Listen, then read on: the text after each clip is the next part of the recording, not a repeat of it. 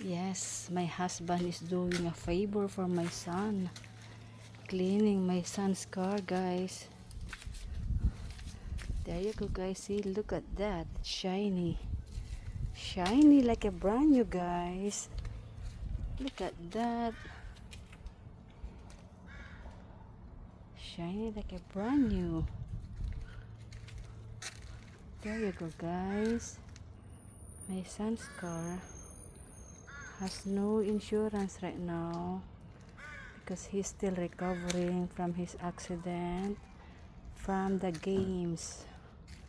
So my husband is the one maintaining his car. There you go, guys. Look at that inside, guys. My son's car. My son's car, guys. Wow, it smells good now.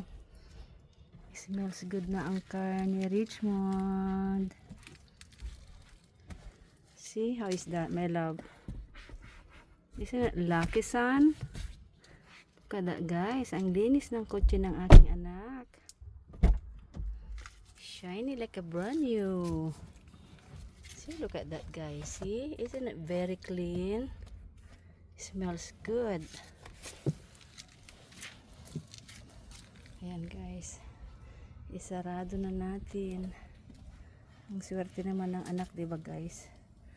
Andan yung papa nilang maglilinis, nagbi-maintain ng sasakyan nila. Mabuti na lang yung sasakyan namin, guys, malinis na. That's my son's car, guys.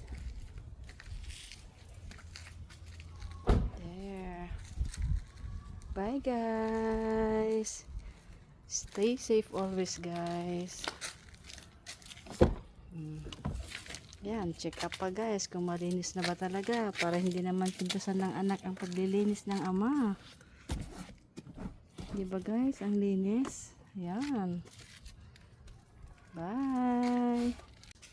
Yan, guys, diba, napakalinis, guys, ang sasakyan ng aking anak. Yan, guys, oh, ang linis. There you go. There you go.